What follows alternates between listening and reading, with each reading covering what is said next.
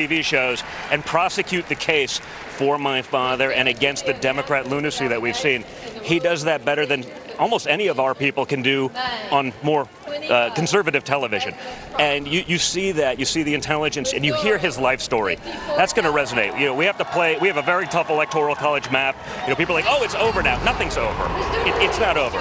It's not over till the last ballots close on November 5th, and if the Democrats get their way, they'll drag it on till 2:30, 4 in the morning otherwise. So we have to stay in the game. He's a guy that can go to the Rust Belt, to the places like Wisconsin and Michigan and Pennsylvania and articulate that case. He's lived an incredible American dream story, and when more people figure that out, I think they'll see that I was probably really, really correct and sort of my choice. Do you feel like he can lead? There's been some criticism that he doesn't have enough political experience. He's a freshman senator from Ohio, not enough executive. Zero political experience. He led us to peace deals in the Middle East, the greatest job economy in the world, incredible prosperity for everyone with no experience. If experience is a marker for Washington, D.C. politics, it's a bad one.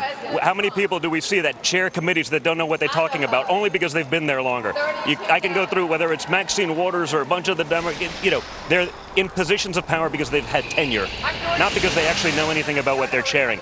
If experience in politics is anything, I don't think it's very important at all, frankly. Thank you very much, sir. Thank you. J.D. Vance is one of your... Hey, bud. Hey, what's going on, man? How you doing?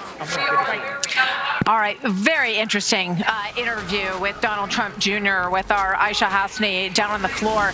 And I think that it's so, to hear Donald Trump Jr. speak about the attributes of J.D. Vance, who has been a controversial person within the party, I think, in many ways, it's safe to say, in terms of his approach to Ukraine and his thoughts on Israel and his foreign policy experience, is central to, I think, some of those debates. But I think we should talk a little bit about this man. For people who are not that familiar with this freshman senator from Ohio, who clearly won over Donald Trump Jr., and he really prosecuted his case with his father and was successful in achieving that. It's interesting to remember that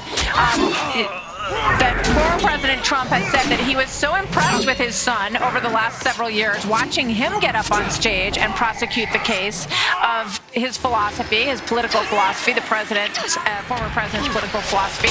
And I think it's fair to say that that has rubbed off. He has, put stock in his son's perspective on this decision. Obviously, he made the decision himself, but I think it's interesting to note, that connection. But J.D. Vance of Ohio was elected to the U.S. Senate in 2022. He's been an author. No, I didn't see anything because I also didn't play very well. I know that, and I was focused on doing anything, but I didn't really. I was so how can I tell it? So shocked that we couldn't do anything, that I was also not able to do anything. You know what I mean? And then after that, he got his JD. We didn't have any tactics. We didn't play we didn't have any.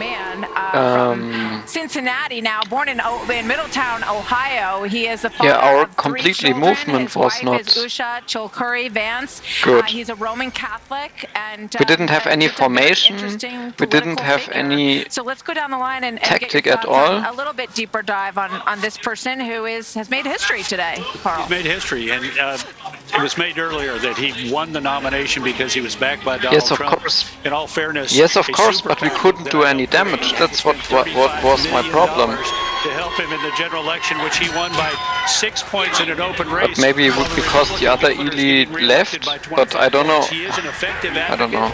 But the difference between being an effective advocate on television and being a practical politician, Okay. he's got some Yeah, work then to do then there. then But it he will was be a strong advocate for the president's positions on trade. He is a protectionist. He's probably more of an isolationist than the president is. He said, "I don't care what happens in Ukraine." But he's going to be an interesting figure that America is going to get to know in the next couple of weeks. Yeah, Carl raises, I think, probably the largest issue that Vance has been defined on, and that is his isolationism when it comes to Ukraine. How do you think that impacts President Trump? Does he listen to other people more than that if he's reelected? Secretary Pompeo can certainly tell you foreign policy is carried out by the Secretary of State. It is the president's foreign policy. if this is a clue to what President Trump's foreign policy will be, the president has been this way and that on some of these issues, and we're not quite sure where he stands on Ukraine. We're not sure how ardently he'll back Israel. If this is a clue to that, that's interesting.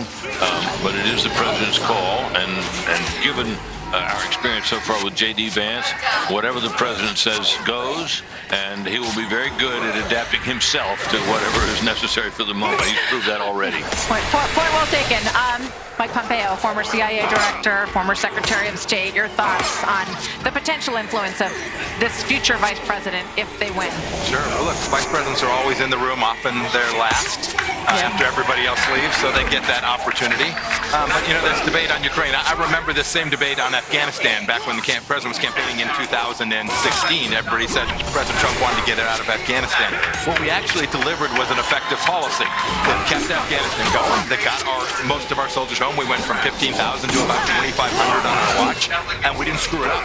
We didn't leave billions of dollars in equipment behind to get 13 Americans killed. I'm confident when J.D. becomes the vice president, which I'm confident he will, I'm confident he will see that you have to actually implement, execute. There's a reality to American national security, and I know President Trump understands that and took it to heart when he was in office. I'm confident the vice president will as well.